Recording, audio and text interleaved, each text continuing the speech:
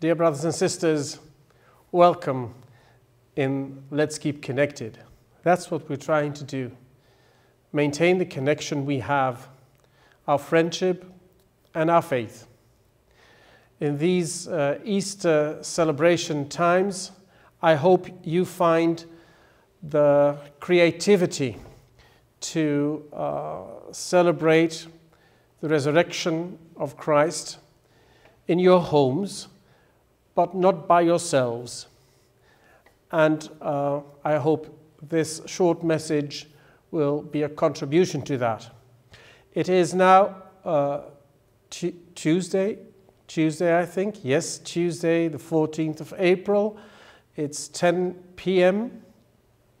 And we are still working in the cathedral on all kinds of live streams to make sure that people get the opportunity to really experience what it means, the joy of Easter and the message of Christ's resurrection. And we do that not only by celebrating liturgy through live stream, but also through messages, for instance, by the bishop. And because he always gives his messages in Dutch, and for some of you it's impossible to understand, let me give you just a short view on what he's doing since yesterday, Monday after Easter. At 5 o'clock he reads the first reading of the Masses of each day, and during Easter time these first readings are all out of the book of Acts of the Apostles. Now, the Acts of the Apostles is a very important book for the Diocese of Antwerp during a period of 3 years. This year we have been inviting people to read the book, and starting in September we start the second year, really taking the time to meditate upon what it means to study, what it can mean for us today, and to find ways in this old book of how we can grow as a church community today. Now these short messages by the bishop, 8 minutes per reading, are really very interesting because he just opens them up a little bit and connects it with his personal life a little bit, not too much, just to make sure that we gradually come into this message of the Acts of the Apostles. Now, for those who understand Dutch even a little bit, I invite you to connect with that every day from Monday to Saturday at 5 p.m. For those who are really not capable of understanding Dutch, just find the reading of the day and read it for yourself, and try and look for what is really touching you, comforting you or confronting you, what it is that you understand or not, what it is that you like or not. Just live with the text. That's the most important thing. After that, this introduction to the weekday readings of Acts, the bishop does a very short moment of prayer. Now, this moment of prayer is completely different from what we did during Lent from the cathedral at the same time. In the Lent period, what the bishop did was pray in the cathedral, and people watching it were really watching it. Now, what we're trying to do is bring the prayer to your living room. The idea is that everyone sits around the table, and the bishop sits at his table. What you see is his living room in the back. And so we create this community prayer each from his own living room.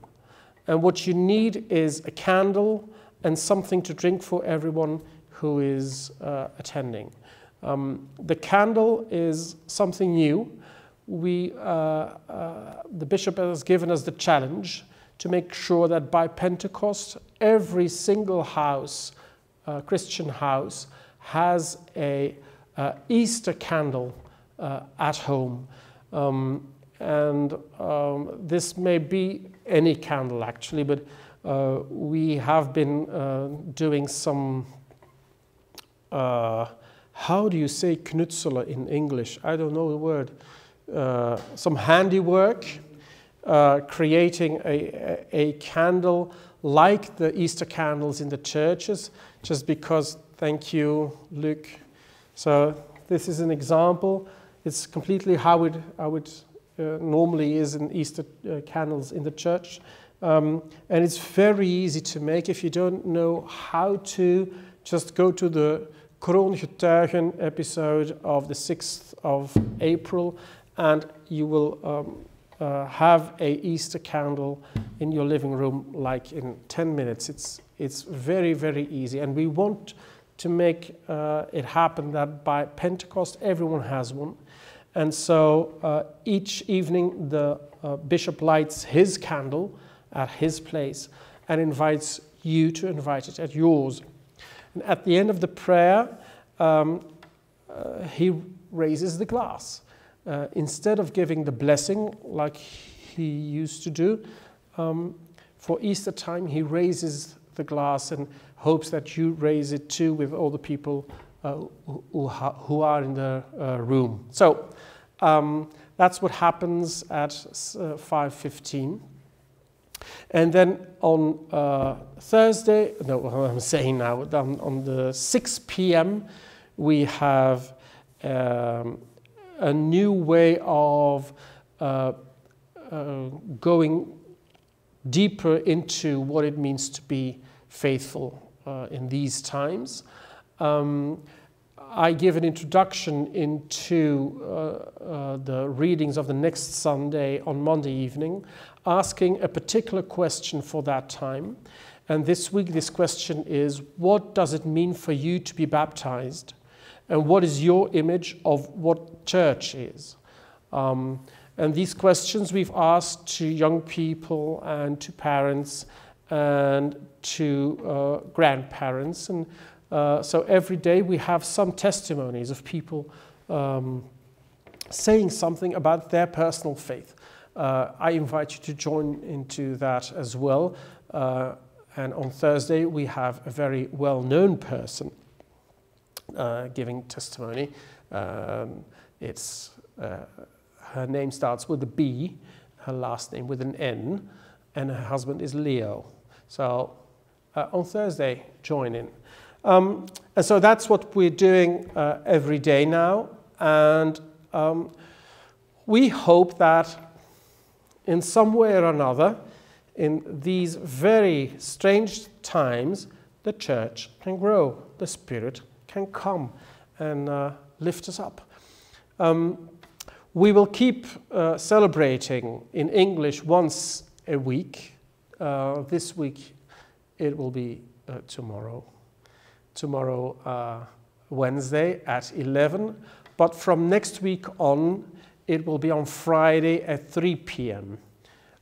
Because from next week on there will be people working in the cathedral, working on the electricity, and so in the mornings it will be impossible to have liturgy. So from next week on, that is the 24th of April, we will have English Mass every Friday at 3 p.m.